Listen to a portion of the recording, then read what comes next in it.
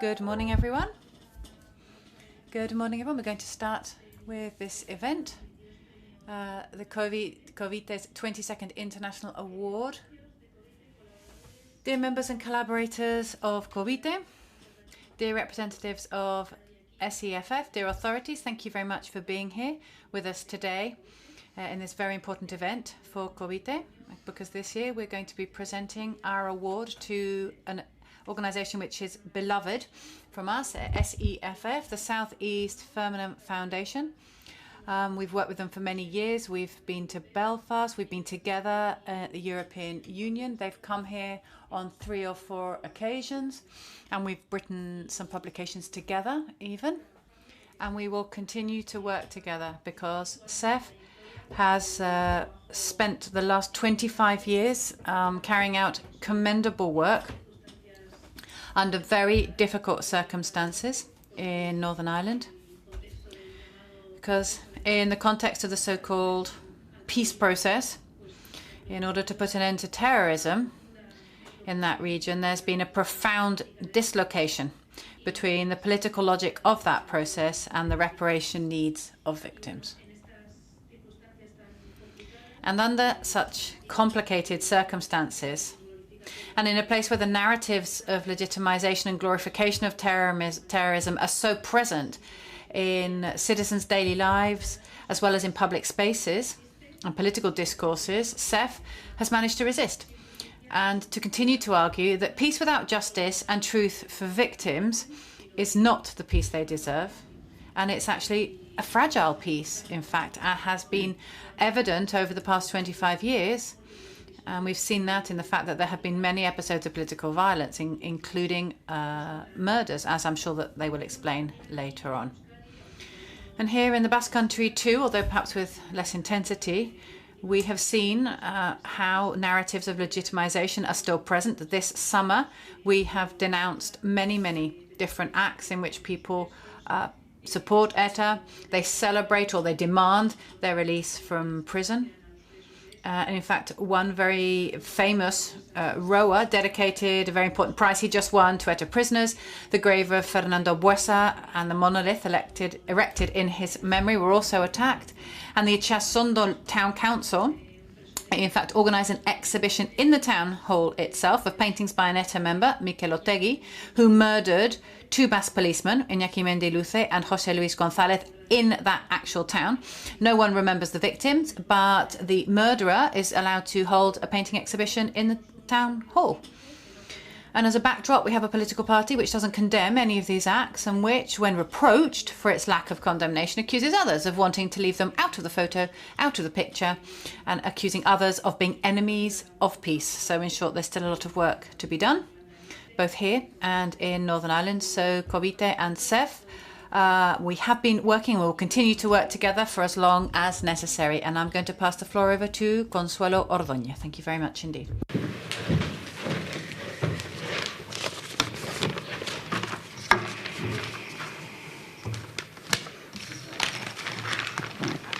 Por si acaso. Bueno, estimadas autoridades, querido.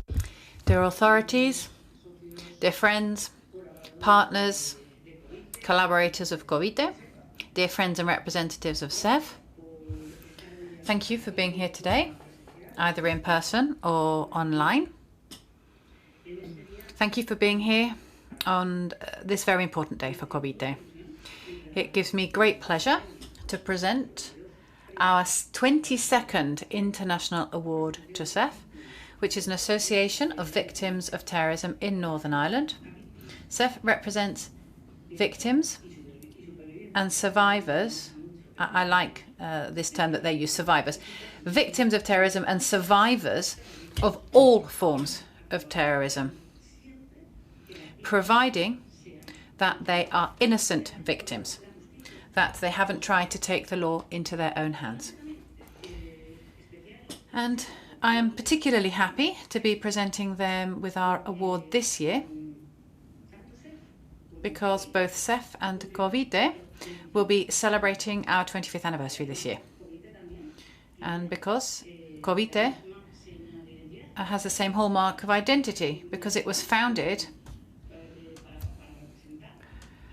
with the aim of representing all victims of all forms of terrorism that had taken place until that time in the Basque Country. So, COVITE and SEFF therefore have a similar history. We defend similar values. But that's not all. We were also founded in historical contexts that have certain things in common. Both back in 1998, both in Northern Ireland and here in our country, in the Basque Country, the conditions for putting an end to terrorism were being negotiated. Here, I'm sure you will remember that ETA called a truce that lasted throughout 1998 and then ultimately failed. And in fact, we had to put up with ETA's terrorism for many more years, up until 2011. But in Northern Ireland, however, the Good Friday, very famous Good Friday agreements did bear fruit. I'm sure we've all heard of these agreements. We've all heard of them because they've enjoyed a very good press, in fact. They've been endorsed and they've been disseminated. By whom? Well, by all those accomplices in suits and ties who call themselves international mediators, but are basically, they're the same people who have so often and so enthusiastically supported ETA's propaganda, and they've come here to mediate, but mediate on ETA's behalf. So here, we only hear about the supposed benefits of the Good Friday agreements, and that nothing is ever said, and this is very deliberate, but nothing is ever said about the very high price that the victims had to pay in that so-called peace process, which was basically impunity for more than 90% of all terrorist crimes committed. Within 2 years of the Good Friday Agreement, all prisoners convicted for terrorist crimes were released from prison. No matter how heinous their crimes, they were all released. Can you imagine? Can you imagine what that must have meant for the families of the victims and for the survivors of terrorism? Well, we can imagine, but we don't know. Because the truth is that we know practically nothing here about the situation of innocent victims in Northern Ireland in this post-terrorist era. Because all we hear here is the propaganda put out by Sinn Féin, the political arm of the IRA. We've watched from the sidelines as many leaders of the nationalist left have visited Northern Ireland, and people from Northern Ireland have come here. We've seen many photos of Arnaldo Otegi with Gerry Adams, the leader of Sinn Féin, and heard about other events organised jointly by Bildu and Sinn Féin. They insist on portraying themselves as sibling organisations with similar strategies, methods and aims. Well, if terrorists and their political arms want to make and do make their alliance visible, well, so should we victims. And that's why we want this event to serve as an opportunity for the victims of terrorism in Northern Ireland to receive all our love and all our support. And we also want to make the most of this event to allow them to tell us what the post-terrorism situation there is really like. And that's what they will do shortly. But closer to home, and going back to 1998, to the context of the false truths and negotiations with ETA 25 years ago, many victims feared a situation of impunity similar to that which existed in Northern Ireland. And that is why we decided to found COVITE. That was back in 1998. And we founded COVITE to state loud and clear that our legitimate rights to justice and truth could not be used as a bargaining chip in a negotiation in order to achieve the end of terrorism. And why did we do that? Well, we did it precisely because that was exactly what was being asked of us. Sometimes more subtly, sometimes less so, but that was what was being asked of us. At that moment in time, what we were hearing all day, that victims had to be generous, that we had to wipe the slate clean, and many claimed to speak on our behalf. But the truth was that we victims simply didn't exist in the public debate. And so, in the heart of San Sebastián, in the city where we are now, and after having won the support of more than 200 families, we presented COVITE at a press conference. Our fundamental demand was just summed up in one sentence, which is the last sentence of our manifesto. We do not want to be victims of peace as well. And what exactly does it mean to be a victim of peace? It seems a bit contradictory, right? A little bit confusing, but it isn't really. Being victims of peace translates into very concrete issues. Being victims of peace means that there are more unsolved terrorist crimes than terrorists in prison. It means that several hundred families of victims of ETA cannot finish their mourning process because the identity of those who murdered their loved ones or attempted to take their lives have never been revealed. It also means that, meanwhile, those who killed and those who ordered others to kill, along with their accomplices and the thousands of informers who acted in their service, walk unfettered on the same streets on which they committed their crimes, with a swagger that comes from that feeling of being revered by their peers, and with a peace of mind that comes with knowing that we, the victims, will never, ever have our revenge because we are not and have never been like them. To be victims of peace is also to witness the metamorphosis of terrorists into flamboyant politicians who've never condemned terrorism and who've never actually ceased to legitimize it.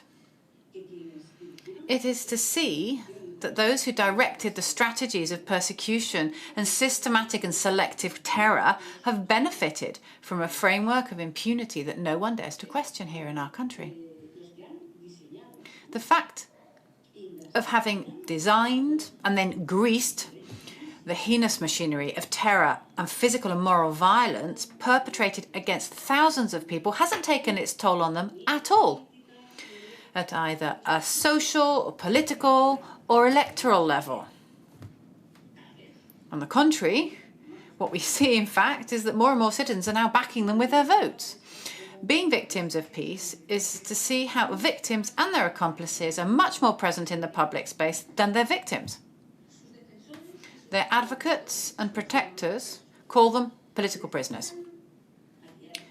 Every day, they dedicate graffiti, banners, rallies, manifestos, and popular celebrations to them to demand their release and to shout from the rooftops how much they love and admire them. And all of this occurs under the impassive gaze of a part of society and even part of its institutions, which look on with total indifference at these rights that legitimize terror and murder.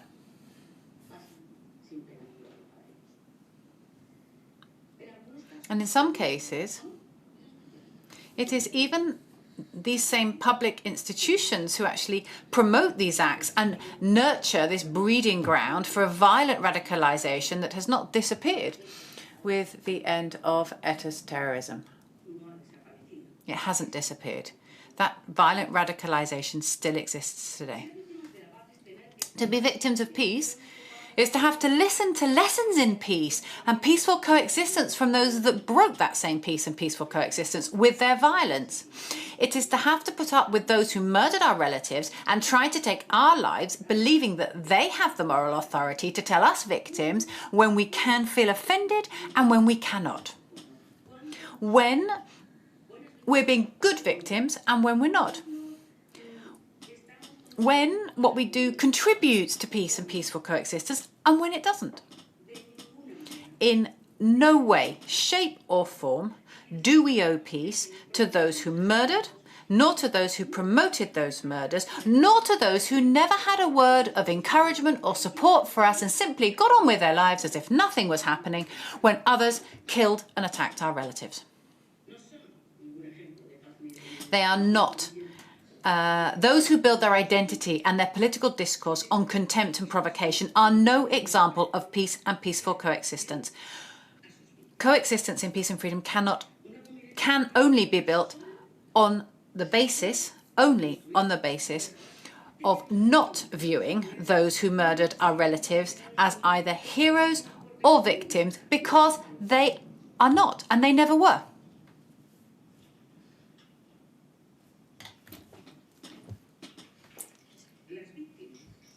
Victims, we victims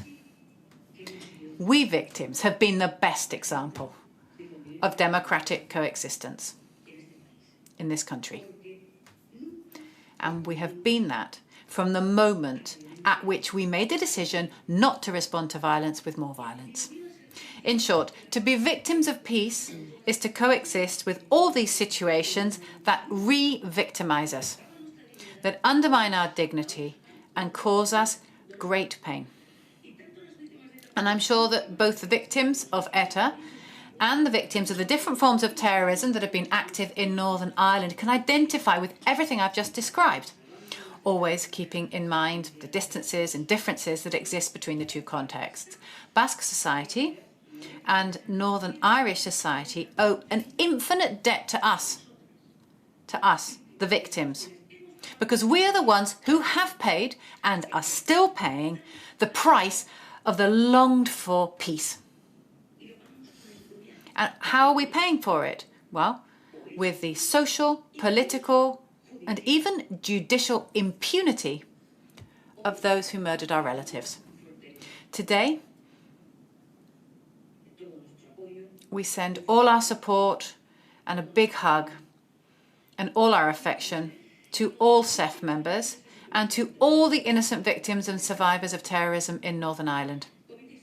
COVITE and SEFF will continue to work together to remind both Basque society and Northern Irish society that we victims deserve peace, but not just any peace, peace with justice and with truth, and that this is not the peace that we currently have in either case.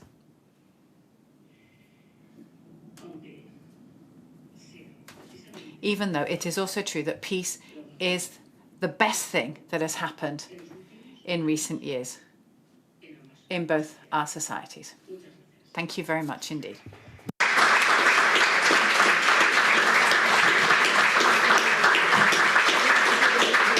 Ahora vamos a proceder a la entrega del premio. We're going to be presenting the prize now. So please, representatives of SEFF, can you join me here? Para recibir. Oye, y el diploma que nos entrega, porque yo. Sí, claro. Para recibir nuestro premio. Ay, espérate, Conchi o Íñigo, ¿me ayudas? El premio, entregarles tú el premio y yo. Es que. Entregas. Espera, que se entrega. Te entrega. Íñigo entrega el premio. Tú, sí, el diploma y yo el premio. Cuando tú digas. Así. Gracias. Muchas gracias.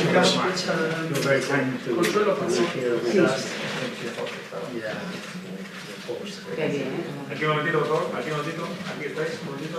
Here, please. Thank you. A ver.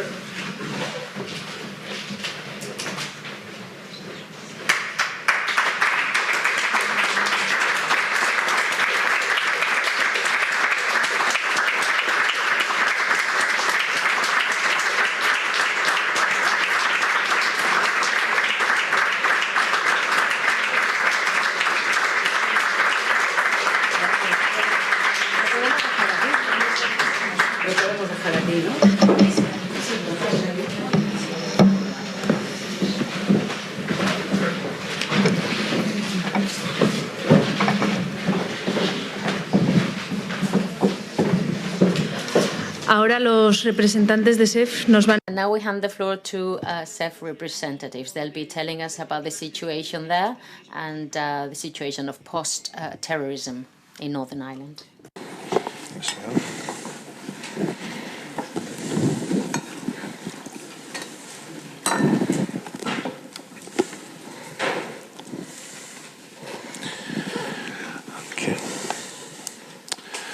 Good morning, everyone, and can I first say just how humbled we are to receive this award. It follows, obviously, many distinguished individuals and organisations down the years, people like Rogelio Alonso, who we know of his work very well, and also someone very dear to your own immediate organisation, Juncal Sanchez Alvarez, and forgive me for my pronunciation, I might be badly wrong there. But obviously, we're a little group in Northern Ireland, our roots from South Fermanagh, and to be honoured in this way by yourselves is truly special. My name's Kenny Donaldson, and I'm the director of South East Fermanagh Foundation, or SEFF for short, and my colleague Pete Murta, Advocacy Support Manager with the organisation. A little bit about us in terms of our history and who we are. And to hear Consuelo again today, a powerhouse, I think, is what we would say in Northern Ireland. Someone who the passion is there for this cause. And our own organisation, 25th anniversary, we celebrated back in August. But it has to be said that we celebrated with a heavy heart because our birthday is the 15th of August 1998, and that was the worst day in our history in Northern Ireland in the context of the Troubles, because on that day there were 29 innocents murdered on the streets of Omagh, and unborn twins. So 31 lives savagely lost. Our organisation has a dual purpose. It is about supporting victims and survivors. That is our core work. But also it's about strengthening communities so that just as you preach here in the Basque Country, victims and survivors should not hide. They should not feel that they have to keep their heads down. They should stand tall because they lived their life by the right values. Others did not. So both our organisations are about the empowerment of those individuals. Our group, from the origins of South Fermanagh, now provides support to victims and survivors across Northern Ireland, in Great Britain, and also the Republic of Ireland. And that common thread transcends all borders and boundaries, and that is in many ways why our relationship with COVITE is particularly important also.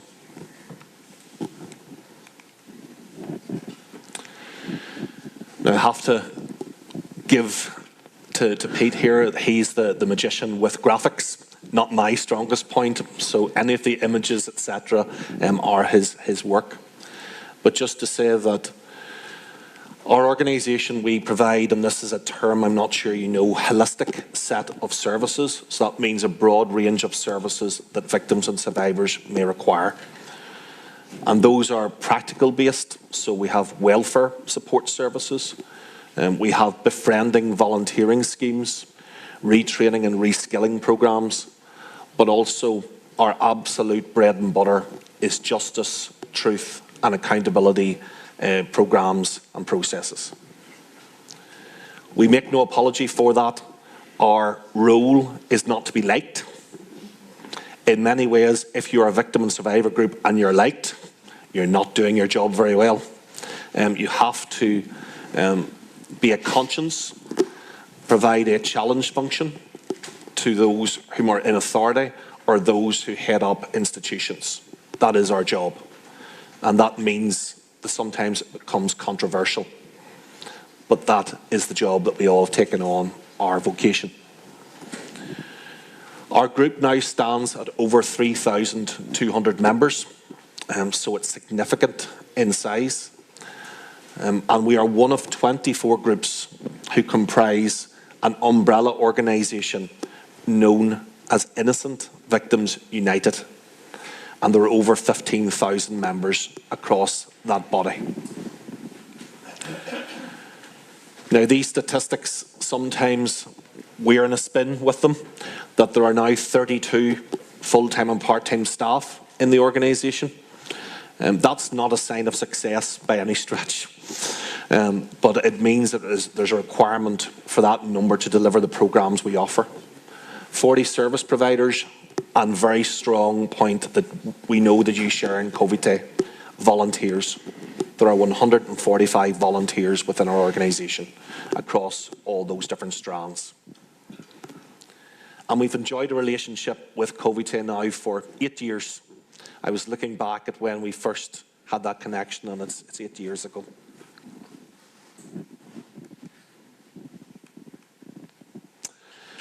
Now, some of this imagery, and we apologise as well because we're conscious that there's victims and survivors in the room here today, and I'm sure that much of this will connect in with your own local situation. But in 1994 was the years of the first ceasefires, as they're known in Northern Ireland. But those ceasefires broke down, and in 1996, the Provisional IRA took its bombing campaign to the heart of the British establishment, and they detonated a huge bomb in the Docklands area of London, and also in Manchester, which some would view as the second city of England, the northern powerhouse, if you like. And there were innocents once again murdered as a consequence of that madness. Just as is the case here, bombs and bullets don't distinguish on the basis of race or nationality or anything else. They're indiscriminate. And just to say as well that 1997, you'll see the murders there. You'll see those two young men, David Johnston and John Graham, left with 5 young children between them. 2 young police officers who would have thought by that point that there was peace, the ceasefires supposedly embedded, that they might have been able to perform the role of police officers free from that threat, but they weren't.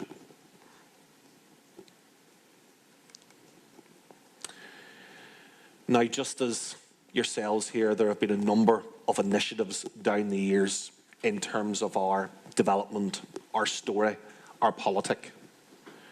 The peace agreement known as the Belfast Agreement, and some refer to it as the Good Friday Agreement. Where it gets that name is because it was signed on Good Friday, but the formal title is the Belfast Agreement. That Belfast Agreement, and there are differing views within society on it, but as an organisation, we would acknowledge that there were aspects of that agreement which were positive for society. It was moving us to a different place out of a difficult, very difficult past. The objective of the overall agreement were the relationships between North-South, Northern Ireland, the Republic of Ireland, East-West, between our island and Britain, and also the interrelationships between unionism and nationalism. But the Belfast Agreement was very sore on victims and survivors. In fact, in that entire agreement, there was one single paragraph dedicated to victims and survivors. It was extremely vague and without any real definition. For prisoners, for terrorists, for perpetrators, there were 3 pages of material around how they would be supported in their integration into society post their release from prison. So that in itself would illustrate the imbalance that existed. Something that Consuelo said at the end of her address really resonates with ourselves. Victims should not be victims of the peace.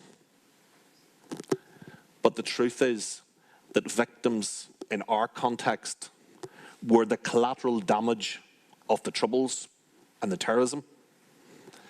And they are now, over the last 25 years, the collateral damage of the peace process, which many dub the appeasement process. Because if a state or a government has its policies dictated on the basis of actual violence or the threat of violence, then we do not have democracy. We have something very different. The St Andrews Agreement, then fast forward another 8 years, and it was an agreement which was designed to bring together what was at that point referred to as the extremes within our politics. So Sinn Féin and the DUP, the Democratic Unionist Party. And the price for power sharing at that point was to be Sinn Féin's support for the police service of Northern Ireland and the courts within our land, which they had not obviously accepted or understood over the years of the violence. We have had broken governance from that point forward at different points where Stormont, as it's known, our local government, has been up and down like a yo-yo, if you know what a yo-yo is. So we have had a limited period of stability over that juncture. The new decade, new approach phase of development was in 2020, and again it was designed to reset relationships. We had 3 years of no assembly, with Sinn Féin pulling it down at that point. But we then recalibrated. It was set, but unfortunately, for other reasons, our government hasn't been sitting for about the last 18 months. We are clear as an organisation, we don't want a government unless there is honour and integrity at its heart and a proper foundation, where relationships between those delivering services and power are on the basis of shared responsibility. Otherwise, there is no worth.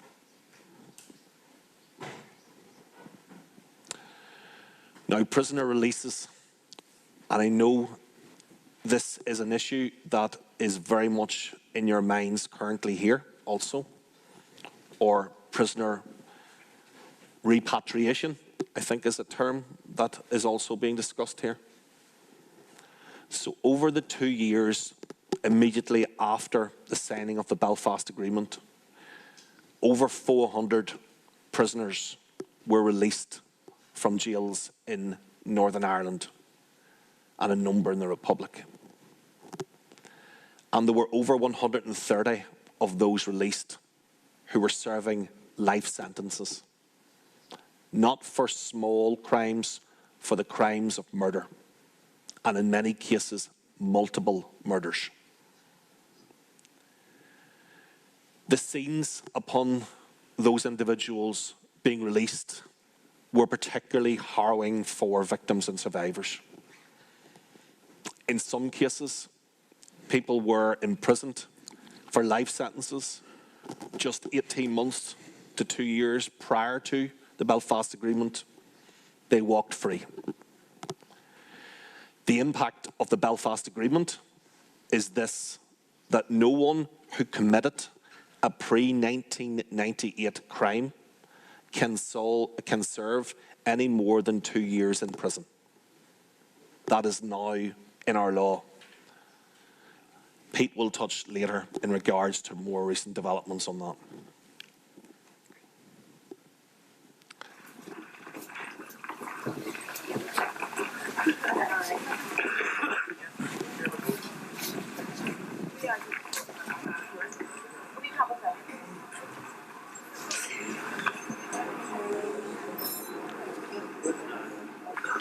prisoners and the release of prisoners is very central to the Good Friday Agreement. It was negotiated as a part of it, and it's very central to it.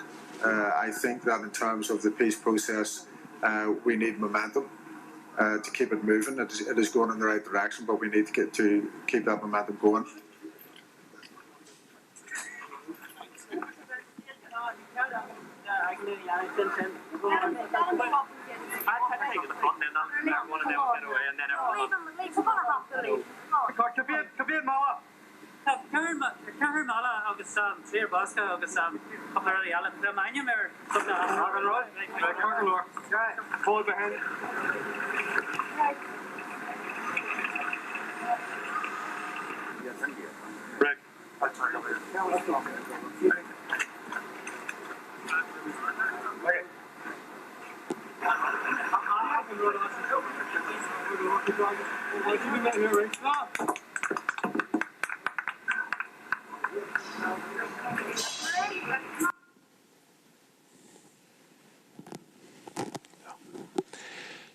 Now, and folks, in terms of decommissioning, that was something else that the world in many ways applauded. And those who weren't touched directly by the violence were also highly supportive of. But I recall a comment once made by my own granny. It's not the decommissioning of weapons that matters. It's the decommissioning of the mindset to use those weapons that matters. And we had a period of difficulty with our governance in Northern Ireland, because at that stage, Sinn Féin and the Provisional IRA were reneging on decommissioning to secure further concessions. That had the impact of creating instability for those parties who had entered an arrangement of power sharing. But in 2001, the Provisional IRA eventually committed to a process of decommissioning. Were all the weapons decommissioned? No. And the impact for victims and survivors was that those weapons which held ballistics and evidence connected with the murder of their loved ones were permanently being put beyond use. So as the world was clapping, as wider society was clapping, victims and survivors saw it as yet another nail in the coffin of justice. And unfortunately, some of the clean weaponry, it's maybe a contradiction, that phrase, but weaponry without that history has ended up in the hands of dissident elements who have continued to wage violence. And Pete, again, will refer to this later. In June 2009, both the Ulster Volunteer Force and Red Hand Commando, and they are loyalist terror organisations, announced that they had completed a process of decommissioning. And it's important to say, our organisation have a consistent ethos on all of the violence, and we have no truck for loyalist terrorism either, which created many innocents across our society.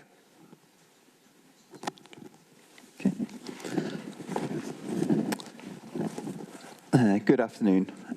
First of all, I would like to thank you all for inviting me across, and myself and Kenny, and for your hospitality and for the award that you gave us, and it is a great honour to be here. I work within advocacy within SEFF, and it's our responsibility to try and deliver truth, justice and acknowledgement for the innocent victims that we support.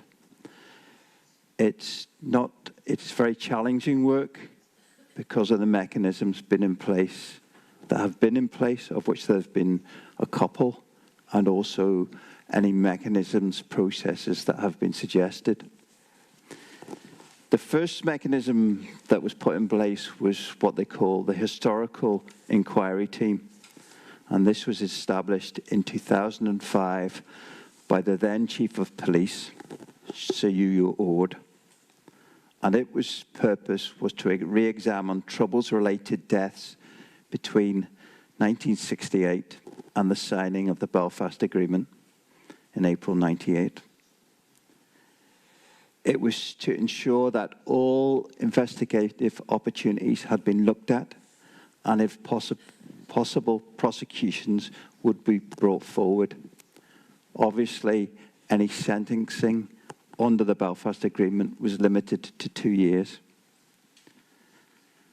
There was 100 investigators brought in, and it had a budget of 30 million, and it had 6 years to complete their work, which should have been completed by 2011. However, this was extended. However, a report was directed in 2012, and this questioned the independency of the Historical Inquiry Team. And as a result of this, the process was closed down in September 2013. There's no doubt there was inconsistency in the process, and we rely still on some of them reports to try and get truth and justice for those we support. But there were inconsistencies in the standard and quality of the reviews and the investigations that were carried out. But whilst the HET, the Historical Inquiry Team, was ongoing, there was other sort of mechanisms been discussed. And one of these was the Eames-Bradley report. This was carried out by Dennis Bradley, a former priest, Catholic priest, and Lord Eames, who was head of the Church of Ireland in Ireland.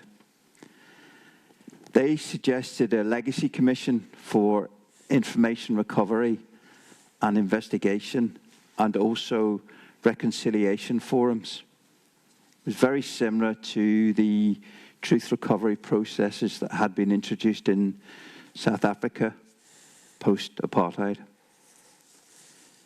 The most controversial part of this report, and to be honest, it was what everyone focused on, and this was in relation to payments that were to be made to bereaved families of £12,000. And like I say, it became very much the focus of the contents of the report. And perhaps it's why the report was never brought forward or advanced in any way.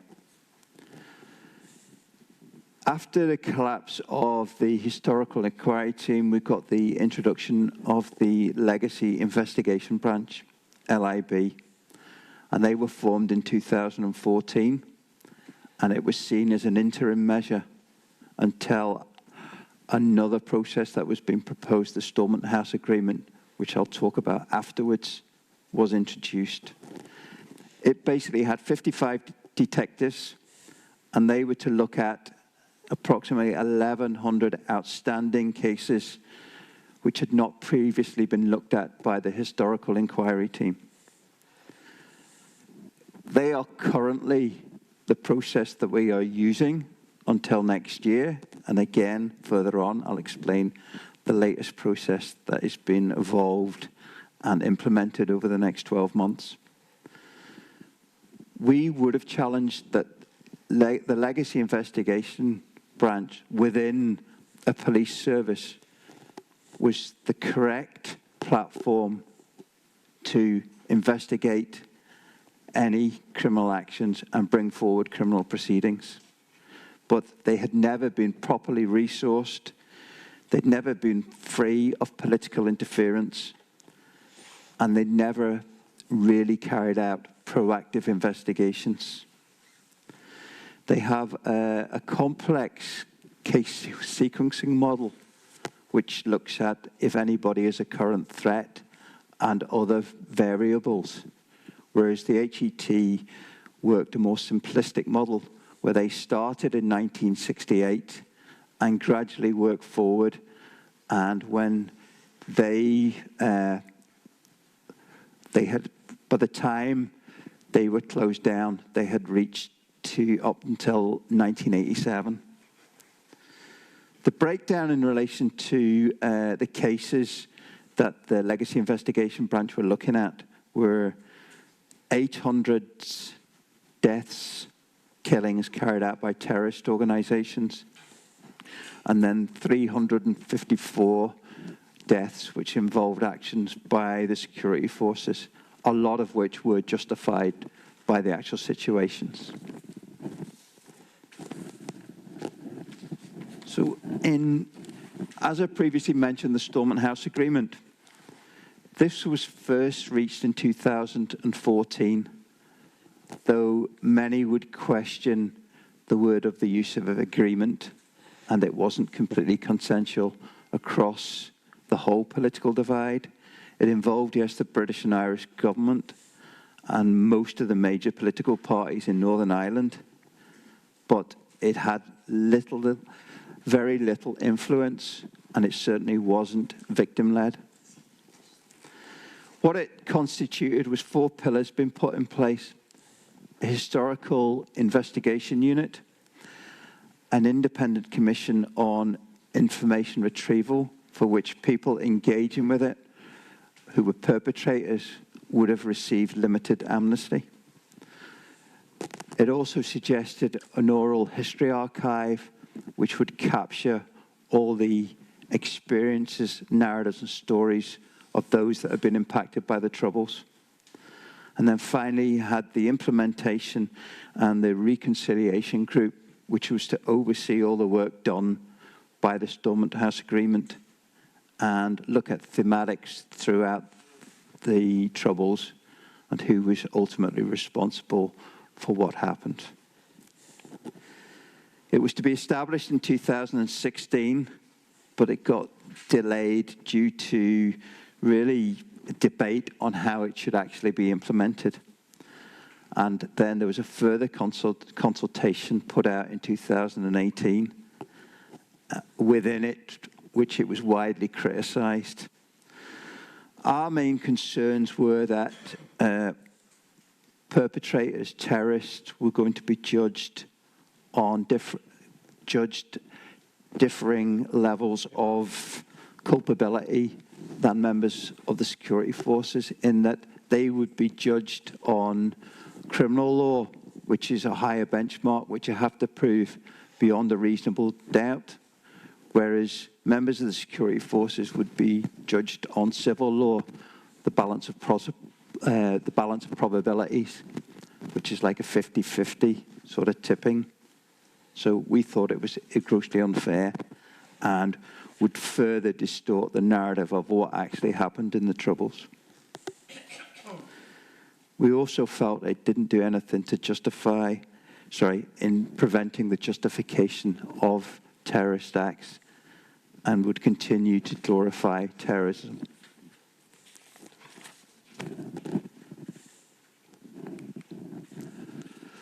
So the current situation we have is the independent, and it is going to be introduced next year. And this recently went through Parliament, the Houses of Parliament in London, and it was what we call the Legacy Bill. And the government itself admitted that what they were doing was trying to draw a line under the past, under the Troubles. And again, they did this without really taking into account the feelings of innocent victims. What it seemed to be mainly motivated from was pressure on the Conservative government in the United Kingdom, delivering amnesty for soldiers, preventing soldiers who are now aging, been prosecuted for offences that happened sort of 40 or 50 years ago. That was their ultimate aim. We would disagree that they actually achieved this. And at the end of the day, we've always taken the position that criminality is wrong, and anyone where there is evidence of criminality in relation to Troubles-related incidents, then they should be prosecuted and face the full force of the law. It's a complicated process, and it provides potentially an amnesty for those involved in murders and other criminal acts in how they engage with and provide information to the Commission. It would stop all current civil actions and inquests. Currently, as of now, it has been challenged in the Supreme Court in Northern Ireland, and there is potentially also challenges in the European Court for Human Rights in relation to what it does in granting perpetrators immunity. It is envisaged and intended that it would be introduced and up and running by May next year. There is a budget of 250 million for it. Initially, it was intended that work should be completed within 5 years, though I think they realise now this is unrealistic, and it's probably going to take 5 to 10 years. So that's the state of play where we are currently in relation to mechanisms for truth, justice, and accountability and acknowledgement. Missing from the legacy bill was the glorification of terrorism and unlawful violence. And this continues to be a major re-traumatizing issue for victims. And there's no law or no enforceable law in place that can address this. We have the continued romanticizing of terrorist groupings in either their defense of the Union or their search for a united Ireland as freedom fighters. But there's no education and no realism that's been really put across to the younger generations on the atrocities that were committed. There's also the unacceptable definition of a victim that was introduced in Northern Ireland in 2006, which really put perpetrators, terrorists, on an equal footing with innocent victims. And the fact is, they were recognised as victims of the Troubles. And therefore, we feel we have to put the prefix innocent victims in order to distinguish between perpetrators and ourselves. There's no accountability. There's no talk of either individual or groups or organisation showing any active remorse for what happened and recognising that it was wrong.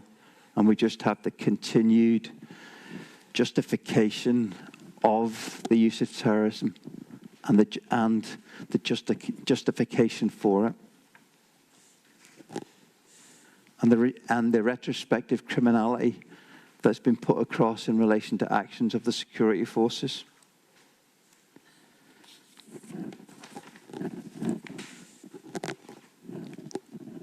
And since, in not addressing the wrongs of the past, the terror goes on. As Kenny has mentioned earlier on the 15th of August 1998, at 3:10 p.m. on a Saturday afternoon, a busy shopping town in Omagh, the real IRA detonated a car bomb, which resulted in the killing of 29 innocent people and 2 unborn twins. And this also, within the 29, included a Spanish 12-year-old boy and a Spanish teacher. And despite this being probably, and is, the largest atrocity in relation to Northern Ireland and terrorism, it's not recognised as an incident of the Troubles because it was after the signing of the Belfast Agreement. And then on the 7th of March, we had the murder of Patrick Azamkar and Mark Quincy. And this happened in a town in Antrim in Northern Ireland. And they were soldiers who were awaiting deployment to Afghanistan. They went out to collect a pizza that was being delivered to the army barracks. And two gunmen at close quarters opened fire. They fired 60 shots, killing Patrick and Mark. Two other soldiers and the pizza delivery man was injured. And as they lay on the ground dying, they fired further shots into them. And then 2 days later, we had the murder on the 9th of March, 2009. We had the murder of a police officer, Stephen Carroll, in Craigavon by another group called the Continuity Irish Republican Army. He was the first PSNI police officer to be killed after the signing of the Belfast Agreement. And he was shot dead whilst attending a call with colleagues who were investigating a false report of criminal damage.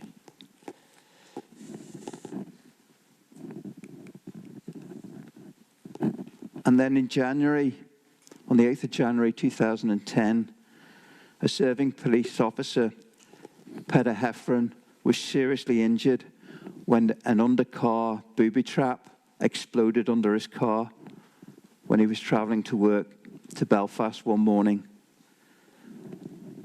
Peter was a Catholic police officer and he received life-changing serious injuries.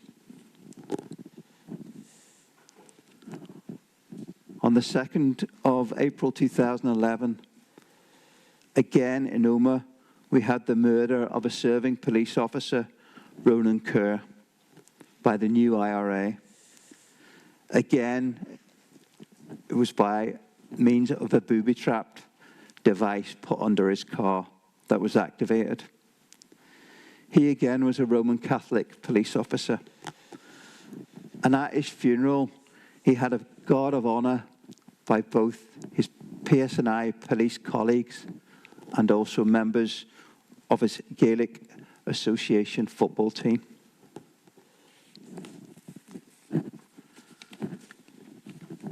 On the 1st of November 2011, there was the murder of prisoner officer David Black. He was 52, and he was also murdered by the new IRA on his way to work. He was shot dead on the motorway, and gunmen drew alongside him and opened fire, killing him instantly.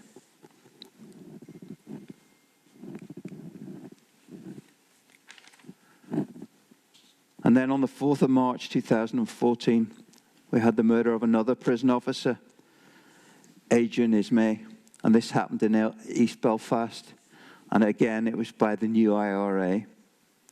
He was 52, a father of 3. Initially, he suffered very serious injuries as a result of an undercar booby trap. He died 11 days later on the 15th of March. One person was convicted of his murder. And then on the 18th of April, 2019, we had the much publicised murder of the journalist Lyra McKee. She had been reporting on rioting in Derry, the city of Derry, Londonderry. She was a 29-year-old freelance journalist, and she was struck by a bullet in the head that was being fired discriminately at police officers who were trying to control disorder. She had been referred to as the voice of the generation of ceasefire babies. And then more recently, only this year, on the 22nd of February 2023, John Caldwell, a senior police detective was shot several times in the presence of his young son whilst attending football training, again in Omagh, very close to where Ronan Kerr was murdered. He was critically injured and his life was under severe threat, and he spent many weeks in hospital, but thankfully he has pulled through. But he's got life-changing injuries, not to mention the psychological effects on himself and his son.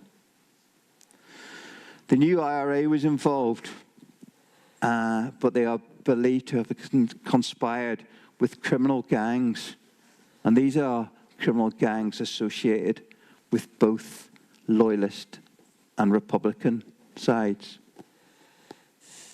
And it was because of John's proactive investigative work that he was targeted, again undermining the rule of justice. These are just some of the innocents who have been murdered or seriously injured by dissidents. But Loyalist paramilitary terrorist groupings have also continued to murder and injure innocent victims, mainly members of their own community, but also members of their own organisations. These paramilitary terrorist groups continue to be active in Northern Ireland, and as was recently reported by the Independent Reporting Commission, who monitor and address paramilitary organisations, they are very much operational and very influential in communities within Northern Ireland. I'll now hand you back to Kenny to conclude the rest of the presentation. Thank you, Pete.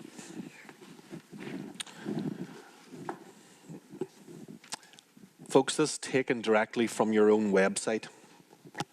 COVITE works to valorise and share its experience in the defence of the values of historical memory, dignity, justice and truth in its actions aimed at delegitimising the messages that justify the use of violence and in its defence of the victims of terrorism. We at SEFF understand this as COVITE providing an essential voice of conscience within Spanish society. Your efforts over the last quarter of a century have helped keep a level of honesty by the state in how it deals with terrorism and its political mouthpieces.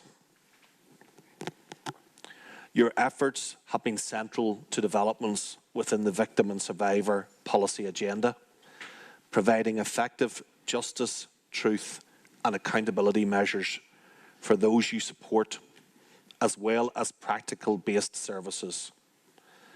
But critically, you have broadened the conversation beyond the immediacy of victims and survivors, and you have secured substantive support for your work within civic society. We commend you, Consuelo, and other members of the team, including Ineth, for the leadership you have provided across very many years. Scars, and I was presented with a copy of it earlier by Ineth, integrating the gender perspective into regulations, policies, programmes and projects for the protection, recognition and remembrance of victims of terrorism is an example of a joint endeavour by our two groups.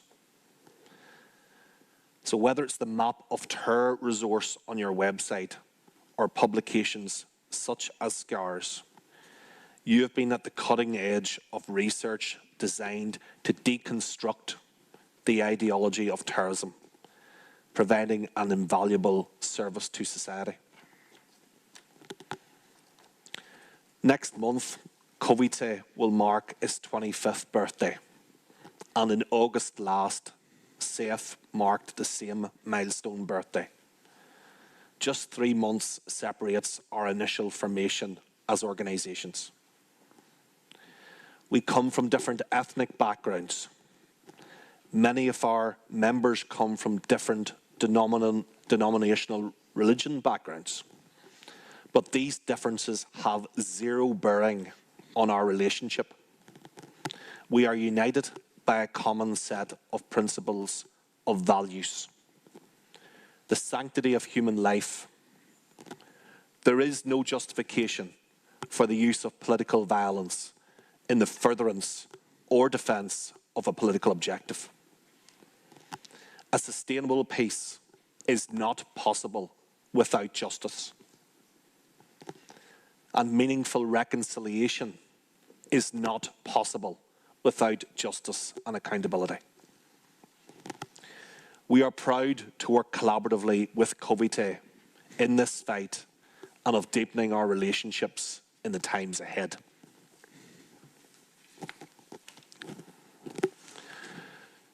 Practically over the years, in the last 8 years, we have spoken at each other's conferences and seminars. We have produced books, and you will see, those who have very good eyesight, that this tree tapestry, which marks the evolution of SEFF over the last 25 years. At the top, you will see the US flag, you will see the Spanish flag, and you will see Rwanda. And COVITE are connected, obviously, to the Spanish flag. So you are an integral and intrinsic part of our family in SEFF. Often our members ask of you. They ask of the situation in Spain. They showed concern after the last election and what that might mean for the future. And they are very clear, they do not want you to suffer the same pain that they have suffered for the last 25 years. So when the world is told a story that Northern Ireland is a settled place, we are in a better place than we were, but we are not yet arrived at the place we want to be. We have what you would term tolerated coexistence, which means that in the main, people are not engaged in violence with each other. But we don't yet even have valued coexistence, which is another step in the evolution. And we sure as heck do not have integration as a society. And whilst we remain in that phase of tolerated coexistence, we're just one step away from violence. That's the reality of Northern Ireland at this moment. Can't go the wrong way. Turn it upside down, sorry.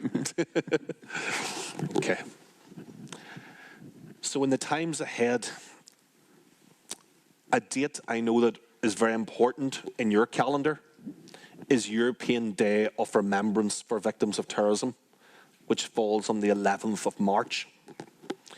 And we are honoured and delighted that next year a team from COVITE have accepted our invitation to come across to Northern Ireland and for one of your family representatives to speak in our Parliament in Stormont and to join with Northern Ireland victims of both Republican and Loyalist terrorism in speaking to the gathering on that day. We will also ensure that we have other events bolted into your stay because we can't have you, having a wee holiday either. It needs to be work, isn't that right, Edith? But we very much look forward to having you there next year. The quilt, the image there, and also we've brought it across in a suitcase, so forgive us for any folds in there. But this particular quilt recognises the 15 innocents who were murdered in mainland Europe as a result of the Northern Ireland Troubles, because people forget that the Troubles travelled. And out of those 15, there were people who were murdered in Belgium, Netherlands, and the then West Germany. Included in that is a second youngest victim of the Troubles, a little baby, Nivruti Mahesh Islania, who was just 6 months old. Her dad, Mahesh Kumar's Linnea, known as Mick. He was a member of the Royal Air Force, and whilst he was filling up his car with fuel, a Provisional IRA team opened fire, murdered him, and his wife was holding the baby in the back of the car. The baby was struck and the mother survived. When the emergency services arrived, that mother could not let go of her child for 30 minutes. And that brings home the gravity of terrorism. And then, very importantly, on this side of the quilt are 16 innocents of this situation here in terms of victims of ETA, and books, etc., run alongside this as well. This is a hugely important quilt to us in SEFF, and is always a talking point for those who come to our offices. I can't say pronunciations of some of your names are brilliant yet, but we try. But that's one of the projects. Pete has touched on some of this, but I'll just make some further comments, because this is the here and now, what is extremely challenging for both of us. Terrorists have collaborated since time began. They share techniques, fundraising, the propaganda of their ideologies, the training of personnel, the use of weaponry. All of that has always been there. And we have said that the Provisional IRA are not alone a thorn in the side in our place, but they are the genesis of world terror. Right across our world, their fingerprints can be found. And distorted narratives, we all have to recognise in the context of Northern Ireland, there will never, in our view, ever be one single narrative accepted.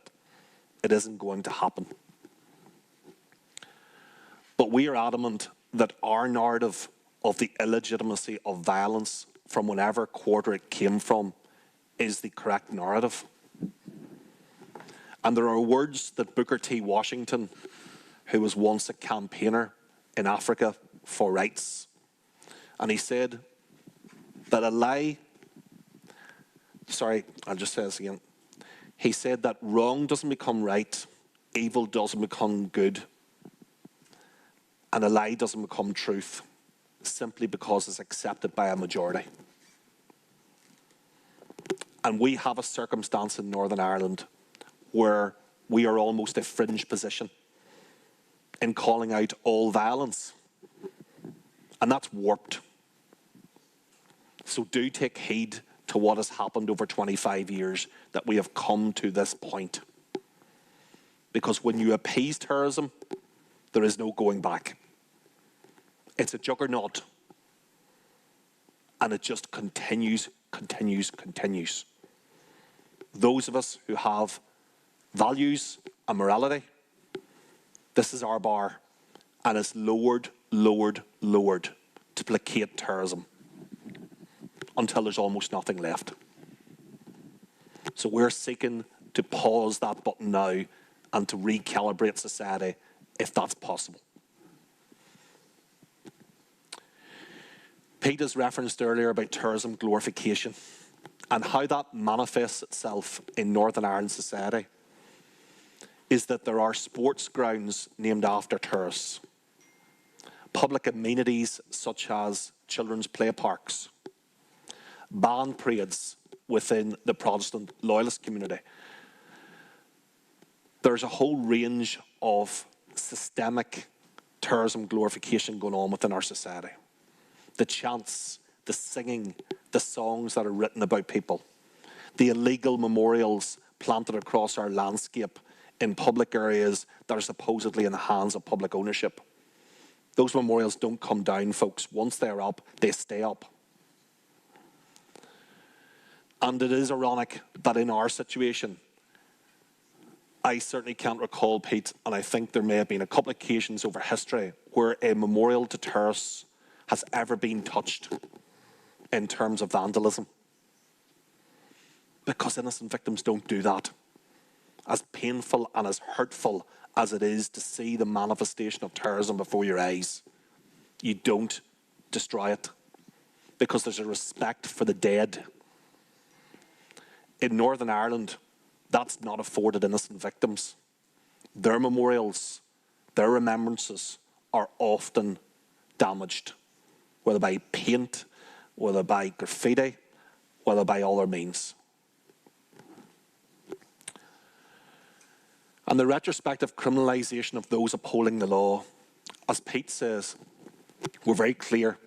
Any member of the security forces that broke from the code and engaged in a criminal act should not be above the law. And if we are to say that they should, then we have no right to call out terrorism. It must be equal before the law. Whether you wore a balaclava or you did not, you're all subject to the same rule of law principles. But we are clear that the overwhelming majority of those who served within our police force, within our army, within our prison service, did so with honour and integrity and an immense amount of restraint. Because those individuals had open access to weapons. They could have gone out and used them in states of anger, of revenge, and it's the exception rather than the rule, those who did.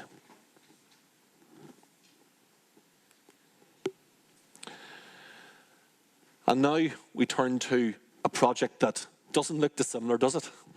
Of our two organisations, I'm going to say this wrong, but I'm going to give it a go, the Mappa del Terra for COVITE, and in terms of SEFF's Victims Troubles Trails.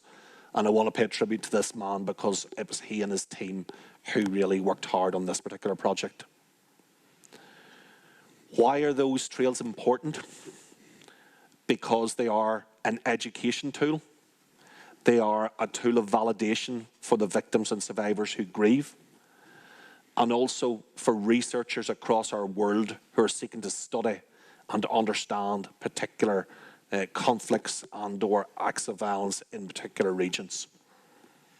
But more importantly than any of that, it humanises the individuals who were murdered, because they were no one's legitimate target. They were ordinary, decent people, extraordinary to their families. And those projects bring all of that to the fore through the use of old newspaper archives, in terms of oral history, and it's a resource that builds over time. As well as the app which we have developed, we also carried the physical trails in the areas to which we inhabit. So groups will come and they're brought out on a bus and brought to the areas where the violence occurred. And it's the victims and survivors themselves who speak to what occurred. It's not done for a revenue generator. We don't have fees on any of that. It's about education, and it's about dismantling the ideology of terrorism. It's about bringing young people, aged 13 and 14, out on that trail for them to see the gravity of when you take a political objective to its extreme. This is what happens.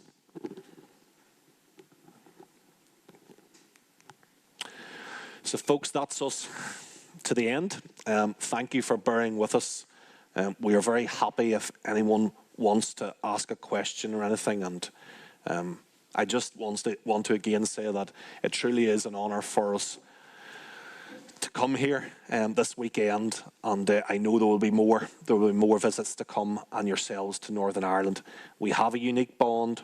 We have the same principles, values around the sanctity of human life, and the rest of it, folks, is only detail.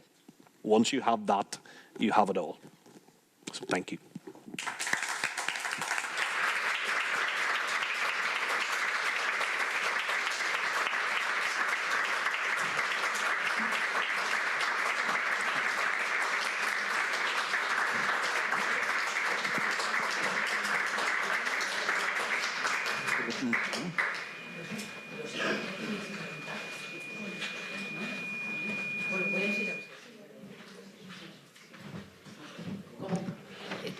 como se habían ofrecido. Well, since they just said if anybody wants to ask them a question, perhaps we should, open the floor to any questions or comments. Would anybody like to ask our guests any questions? They're here. They're not running away. So does anyone have a question they'd like to ask them? I have a question or a doubt. Just a doubt I'd like to air. Now, you've just been looking at the most recent. When we're looking at the victims that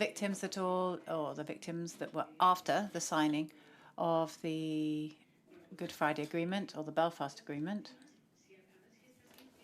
The victims, we were looking at all the different victims, right? What happened to the perpetrators?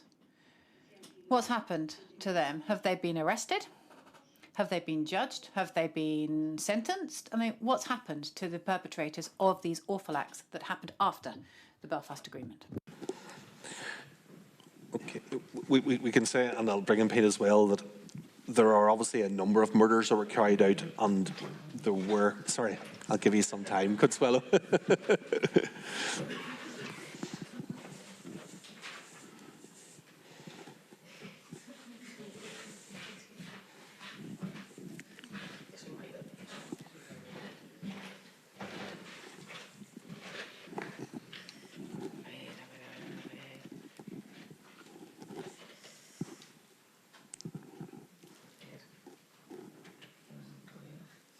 I had the same problem getting them disentangled. No quiere. Otra vez. Ya está. Vale. Perdona. Okay. And Consuelo, your English is better than my Spanish, so that's all I say. You can manage a few words for. Just to say, yes, obviously there are a number of murders to have been carried out since 1998. If we think to the Oma bombing of 29 innocents and the unborn twins, no one has been found guilty within a criminal process, so there have been no one sentenced in that sense. Within a civil process, individuals were found culpable for that horrific crime.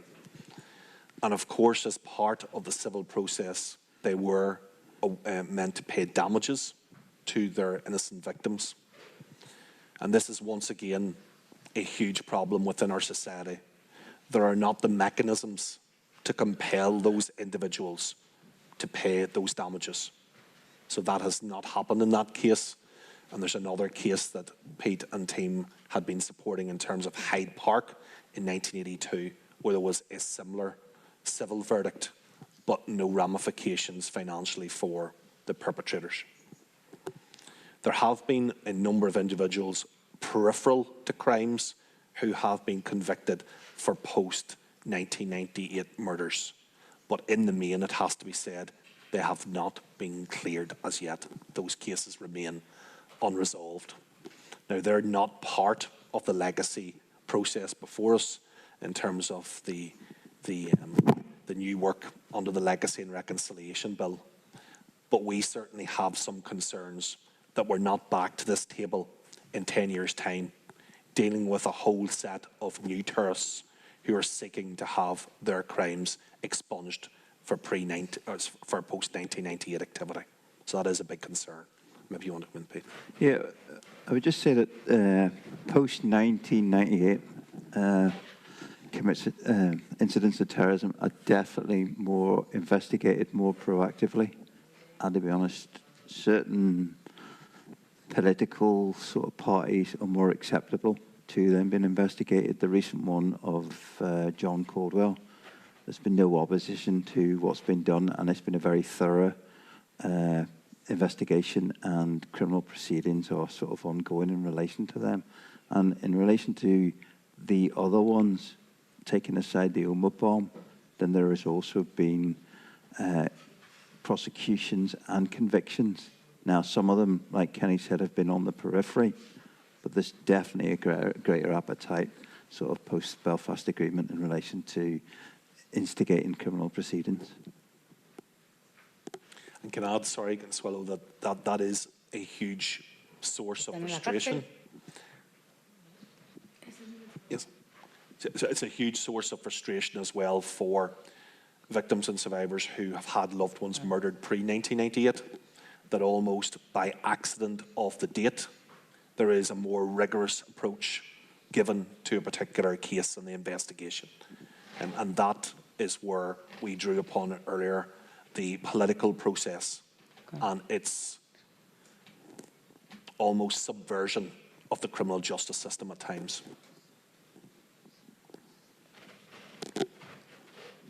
Gracias a vosotros. Thank you very much.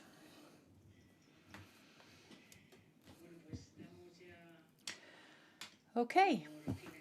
Well, I think we can close this session. We can leave it at that. And let me say once again that it has been wonderful to have you here. It's been moving. It's been an honor for us to be able to give you this award, and especially this year, because we are, we're the same age, basically. We're celebrating the same birthday, but we're still young and we've still got a lot of work that we will be doing in the future. Thank you all very much for coming.